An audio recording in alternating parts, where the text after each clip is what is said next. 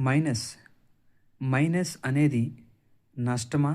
లేక నిజమైన పాఠమా? మన జీవితంలో ప్లస్ అందరికీ ఇష్టం. కానీ మైనస్ వచ్చినప్పుడు భయపడతాం. నిజానికి మనల్ని బలంగా మార్చేది ప్లస్ కాదు, మైనసే. మైనస్ అంటే ఏమిటి?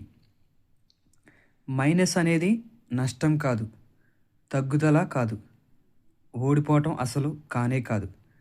మైనస్ అంటే మనకు నేర్పే గురువు.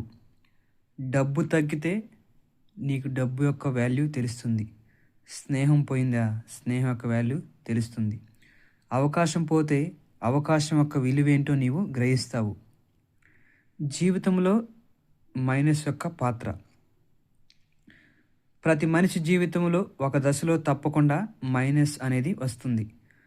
ప్రతి ఒక్క మనిషి ఫెయిల్ అవుతాడు, లాస్ అవుతాడు, అవమానం ఎదురవుతుంది.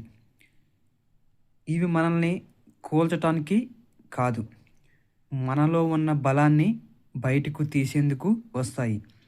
మైనస్ లేకపోతే ఏమవుతుంది? మైనస్ లేకపోతే మనకు సహనం నేర్చుకోలేం, ఆలోచన అనేది పెరగదు, అనుభవం రాదు.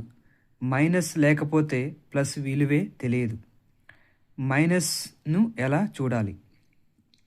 మైనస్ వచ్చినప్పుడు ఎప్పుడు వెనక్కి తగ్గొద్దు, నువ్వు విచారించవద్దు, దాని గురించి వరి వద్దు, దాన్ని వదిలేయొద్దు.